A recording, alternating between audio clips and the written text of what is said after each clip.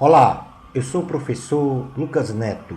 Sejam bem-vindos a mais um programa Escola Bíblica no seu lar. Hoje nós vamos estudar a lição de número 7, que tem como título O povo de Deus deve separar-se do mal. Introdução da lição. A nossa relação com Deus deve ser permeada por uma vida de santidade, ou seja, uma vida totalmente afastada do pecado. Nesta lição, veremos que os israelitas rejeitaram a ajuda dos samaritanos para a reconstrução do templo. Conheceremos os princípios básicos de uma vida cristã. Definiremos os termos santo, santidade e santificação. Finalizando o nosso estudo, identificando o que é um corpo santo e uma mente santa para viver em santidade. Ponto número 1 da lição: os samaritanos se oferecem para ajudar na reconstrução do templo. Os samaritanos se achegaram a Zorobabel, governador de Judá, se oferecendo para ajudá-lo na reconstrução do templo, com o pretexto de que também queriam adorar a Deus e sacrificar holocaustos ao Senhor. Zorobabel, Jesua e os israelitas perceberam que eles não tinham nada a ver com a fé dos israelitas, pois eram idólatras e rechaçaram a oferta, não aceitando a participação deles na reconstrução do templo. O livro de Esdras, capítulo 4, versículos 1 a 3, diz assim a palavra do Senhor: ouvindo os adversários de Judá e Benjamim que os que voltaram do cativeiro edificavam o templo ao Senhor Deus de Israel, chegaram-se a Zorobabel e aos cabeças de famílias e lhes disseram: deixai-nos edificar convosco, porque como vós buscaremos a vosso Deus, como também já lhe sacrificamos desde os dias de Esar-Adom, rei da Assíria, que nos fez subir para aqui. Porém, Zorobabel, Jesua e os outros cabeças de famílias lhes responderam: nada tendes conosco na edificação da casa a nosso Deus. Nós mesmos, sozinhos, a edificaremos ao Senhor, Deus de Israel, como nos ordenou Ciro, rei da Pérsia.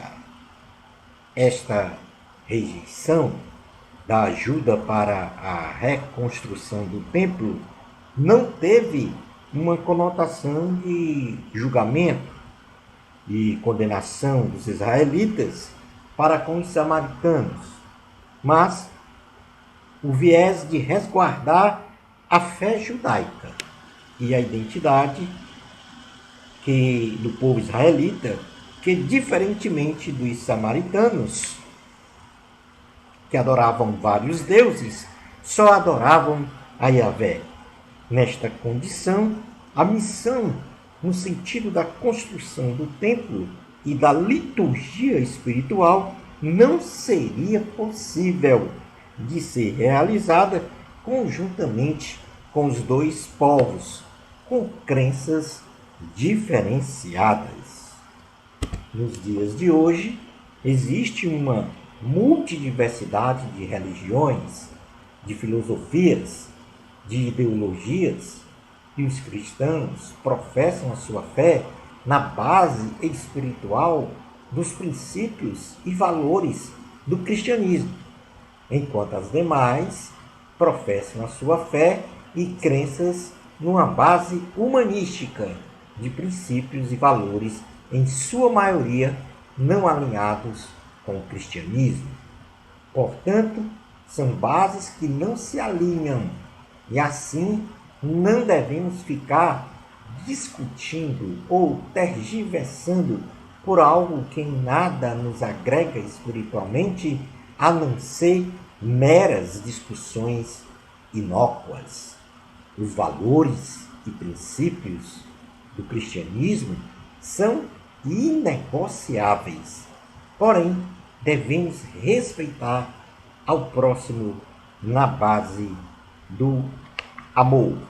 Na primeira carta a Timóteo, capítulo de número 4, versículos 1 a 11, o apóstolo Paulo diz para Timóteo: ora, o Espírito afirma expressamente que nos últimos tempos alguns apostatarão da fé, por obedecerem a espíritos enganadores e a ensinos de demônios, pela hipocrisia dos que falam mentiras e que têm cauterizado a própria consciência, que proíbem o casamento e exigem abstinência de alimentos que Deus criou para serem recebidos com ações de graças pelos fiéis e por quantos conhecem plenamente a verdade. Pois tudo que Deus criou é bom e, recebido com ações de graças, nada é recusável, porque pela palavra de Deus e pela oração é santificado. Expondo estas coisas aos irmãos, serás bom ministro de Cristo Jesus, alimentado com as palavras da fé e da boa doutrina que tens seguido, mas rejeita as fábulas profanas e de velhas caducas. Exercita-te pessoalmente na piedade, pois o exercício físico para pouco é proveitoso, mas a piedade para tudo é proveitosa, porque tem a promessa da vida que agora é e a que há de ser. Fiel é esta palavra e digna de inteira aceitação. Ora, é para esse fim que labutamos e nos esforçamos sobremodo, porquanto temos posto a nossa esperança no Deus vivo, Salvador de todos os homens, que especialmente dos fiéis, ordena e ensina estas coisas. Portanto, aqui o apóstolo Paulo fala a Timóteo, fazendo uma exortação à fidelidade e à diligência do ministério cristão, ou seja, dos valores e princípios cristãos.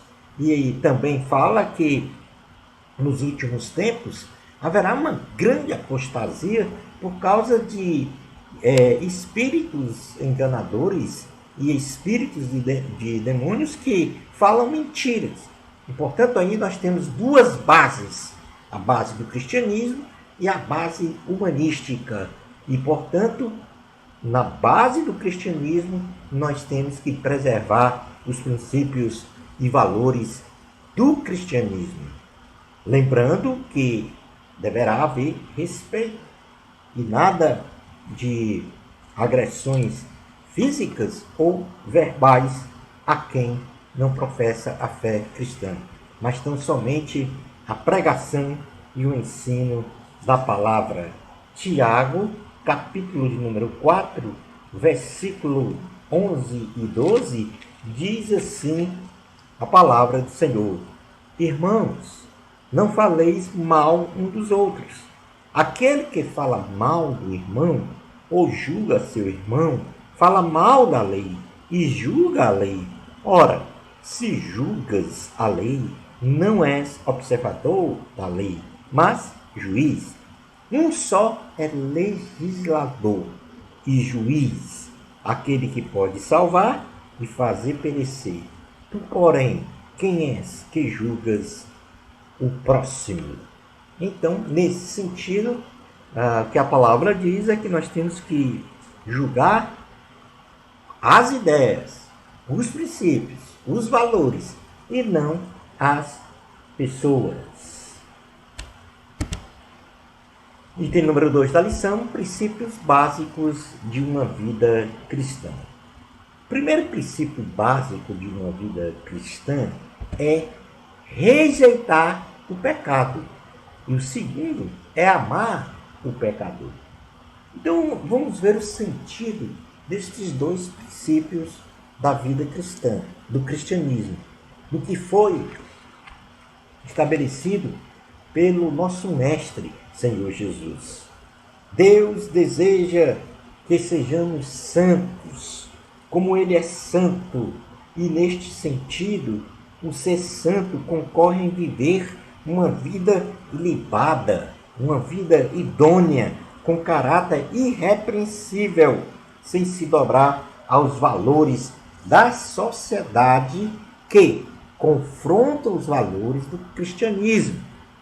Então, vou repetir, é ter um caráter irrepreensível sem se dobrar aos valores da sociedade que confrontam os valores do cristianismo. Isto é, rejeitar o pecado. No livro de Levítico, capítulo de número 11, versículo 44, diz assim a palavra do Senhor. Levítico, capítulo de número 11, versículo 44, diz assim, e 45. Eu sou o Senhor vosso Deus.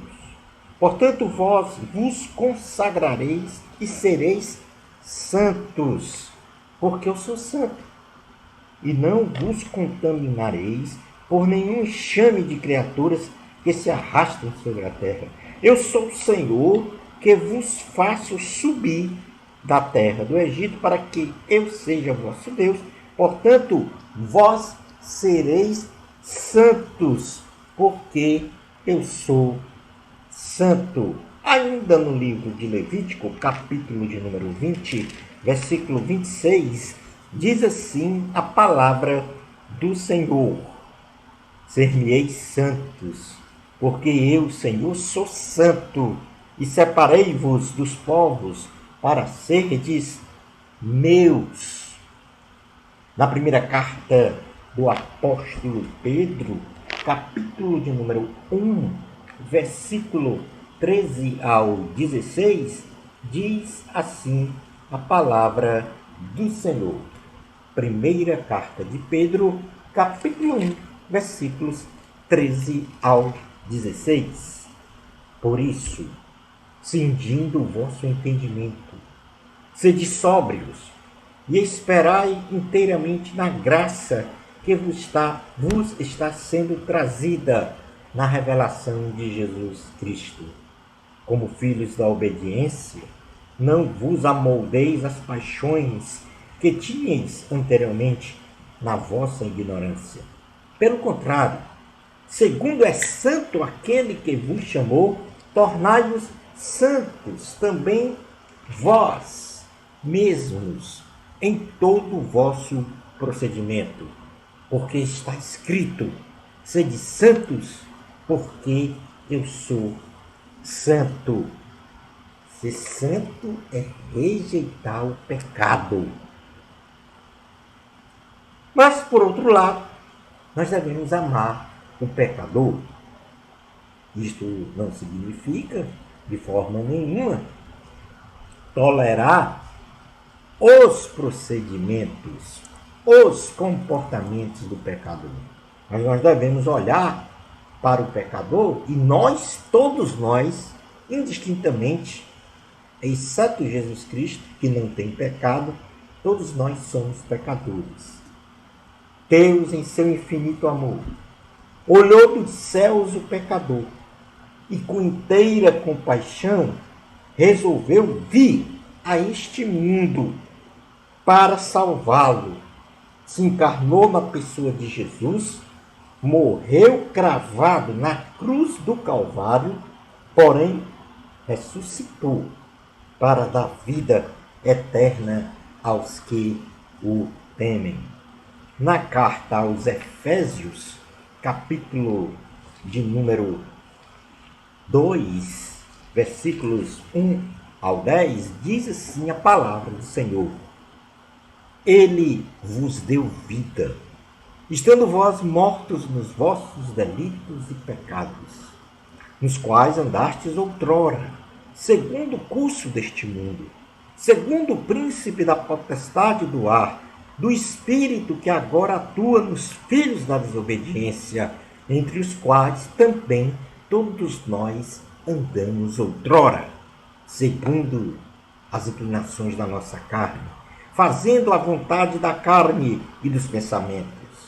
E éramos, por natureza, filhos da ira, como também os demais. Mas Deus, sendo rico em misericórdia, por causa do grande amor com que nos amou, e estando nós mortos em nossos delitos, nos deu vida juntamente com Cristo. Pela graça sois salvos, e juntamente com Ele nos ressuscitou e nos fez assentar nos lugares celestiais em Cristo Jesus, para mostrar nos séculos vindouros a suprema riqueza da sua graça em bondade para conosco em Cristo Jesus. Porque pela graça sois salvos, mediante a fé, e isto não vem de vós, é dom de Deus, não de obras, para que ninguém se glorie, pois somos feitura dele, criados em Cristo Jesus, para as boas obras, as quais Deus de antemão preparou para que andássemos nelas. Foi este incomensurável amor que fez Jesus Cristo se encarnar como homem, como ser humano, e vir a este mundo para ser crucificado, morto, sepultado, mas ressuscitou ao terceiro dia, nos livrando da ira divina, do julgamento divino, nos dando então vida e vida com abundância. Esse é o desejo de Jesus para todos os homens e mulheres, todos os seres humanos. E, portanto, nós devemos amar o pecador para que também eles sejam salvos, como nós fomos salvos pela graça do nosso Senhor Jesus.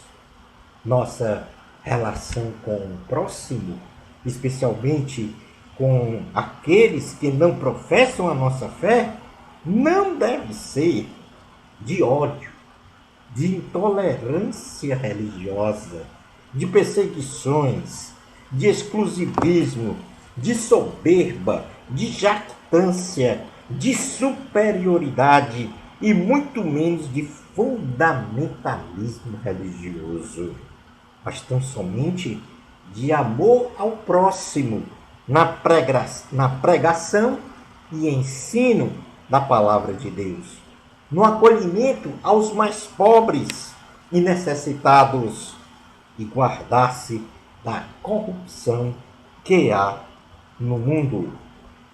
No Evangelho de Jesus, segundo escreveu Mateus, no capítulo de número 22. Mateus, capítulo de número 22, 34 a 40, diz assim a palavra do Senhor. Entretanto, os fariseus, sabendo que ele fizera calar os saduceus, reuniram-se em conselho. E um deles, intérprete da lei, experimentando-lhe, perguntou: Mestre Jesus, qual é o grande mandamento na lei? Respondeu-lhe Jesus: Amarás o Senhor teu Deus de todo o teu coração, de toda a tua alma e de todo o teu entendimento. Este é o grande e primeiro mandamento. O segundo, semelhante a este, é: amarás o teu próximo como a ti mesmo. Destes dois mandamentos dependem toda a lei e os profetas. Ainda em Mateus capítulo 5, versículos 43 ao 48, diz assim a palavra do Senhor. Mateus capítulo 5, versículos 43 ao 48. Ouvistes que foi dito: amarás o teu próximo e odiarás o teu inimigo. Eu, porém, vos digo: amai os vossos inimigos e orai pelos que vos perseguem, para que vos torneis filhos do vosso Pai Celeste, porque ele faz nascer o seu sol sobre maus e bons, e vi chuvas sobre justos e injustos. Porque se amardes os que vos amam, que recompensas tendes? Não fazem os publicanos também o mesmo? E se saudardes somente os vossos irmãos, que fazeis demais? Não fazem os gentios também o mesmo? Portanto, sede vós perfeito, como perfeito é o vosso Pai Celeste. Na carta de Tiago, capítulo 1, versículo de número 27, diz assim a palavra do Senhor: a religião pura e sem mácula para com o nosso Deus e Pai é esta: visitar os órfãos e as viúvas nas suas tribulações, e a si mesmo guardar-se incontaminado do mundo. No livro de Provérbios, capítulo de número 10, Provérbios, capítulo de número 10, versículo 12, diz assim a palavra do Senhor: o ódio excita contendas, mas o amor cobre todas as transgressões. Vamos passar agora para o item 3 da lição, que fala sobre as definições de santo, santidade e santificação. Definição de santo. Santo é um cristão que vive de forma permanente uma vida consagrada a Deus, confirmado pelo seu pensar e agir no corpo, na alma e no espírito, de modo irrepreensível em todos os aspectos de sua vida: família, trabalho, escola, igreja, casamento, noivado, namoro, etc. Definição de santidade. Santidade é um estado de espírito conferida pela qualidade daquele que é santo, que zela por tudo que é sagrado, rejeitando o profano, ou seja, separa de forma bem delineada o sagrado do profano, se mantendo sempre num estado de santidade. Você zela, santidade é zelar por tudo, o estado de santidade é o zelo por tudo que é sagrado, rejeitando tudo que é profano. E santificação é um processo contínuo e progressivo de santidade, em que o cristão busca cada vez mais ter o mesmo caráter de Cristo, ocorrendo em três estágios, melhor dizendo, sendo o primeiro quando se aceita Jesus como Senhor e Salvador. Esta aí é a santificação pontual. Quando você aceita Jesus como seu Senhor e seu Salvador, esta é uma santificação pontual. Segundo estágio da santificação é quando vivemos segundo Cristo. Ou seja, é quando a nossa vida é segundo o viver de Cristo em nós. O apóstolo Paulo ele diz assim: eu não vivo mais eu, mas Cristo é quem vive em mim. Esta é o que nós chamamos de santificação progressiva. Então, a primeira é a santificação pontual, quando aceito Jesus. Ao longo da minha vida cristã, sempre preservando a minha santidade, eu tenho uma santificação progressiva. E o terceiro estágio, e é o final, que ocorrerá na vinda de Jesus, onde haverá a ressurreição dos salvos que morreram em Cristo e o arrebatamento dos salvos vivos, todos num corpo glorioso. O terceiro estágio da minha santificação, que é o estágio final, é a santificação da glorificação. Ou seja, é quando nós vamos assumir um corpo incorruptível, um corpo glorioso, para termos então a, a parte pragmática da nossa salvação, ou seja, a vida eterna no céu com o Senhor Jesus Cristo. Ponto número 4 da lição: uma vida de santidade. Primeiro ponto de uma vida, o que é ter uma vida de santidade? Primeiro ponto é ter um corpo santo. Lembre-se bem que o nosso corpo é templo e habitação do Espírito Santo. E por isso mesmo, o nosso corpo santo não pode ser profanado por agressão através do sexo ilícito, pelo uso de drogas lícitas ou ilícitas, negligência com a saúde integral ou por toda e qualquer prática que desvirtua ou destrói o nosso corpo de ser santo. Na primeira carta aos Coríntios, no capítulo de número 6, versículos 18 ao 20, diz assim a palavra do Senhor. Primeira carta aos Coríntios, capítulo de número 6, versículo 18 ao 20. Fugir da impureza. Qualquer outro pecado que uma pessoa cometer é fora do corpo, mas aquele que pratica a imoralidade peca contra o próprio corpo. Acaso não sabeis que o vosso corpo é santuário do Espírito Santo que está em vós, o qual tendes da parte de Deus, e que não sois de vós mesmos, porque fostes comprado por preço. Agora, pois, glorificai a Deus no vosso corpo. A cada dia que passa em nosso tempo, a humanidade se lameia na promiscuidade e na perversão sexual.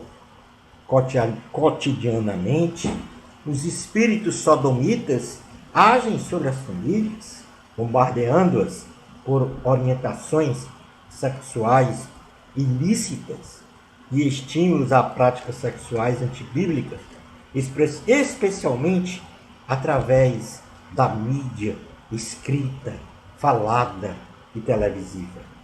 A televisão tem sido um dos maiores veículos de massa que granjeia e transmite sem qualquer constrangimento aos telespectadores e, por conseguinte, às famílias, os mais devassos ensinamentos das práticas amorais e imoralidades sexuais, sem se falar no maior instrumento de comunicação de massa, que é a internet, que sem fronteiras ultrapassa a mente de todos com as mais repugnantes informações sobre sexo e sexualidade, dentre outras práticas amorais.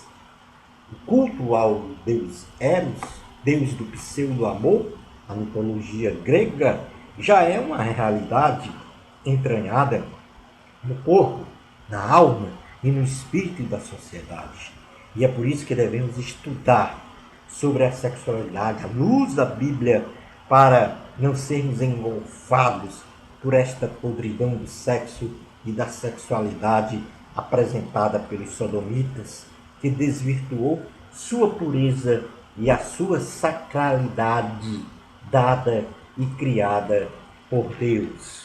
Na primeira carta aos Tessalonicenses, capítulo de número 5, versículo 3, ou melhor dizendo, versículo de número 23, diz assim a palavra do Senhor: o mesmo Deus da paz vos santifica em tudo, e o vosso espírito, alma e corpo sejam conservados íntegros e irrepreensíveis na vinda de nosso Senhor Jesus Cristo.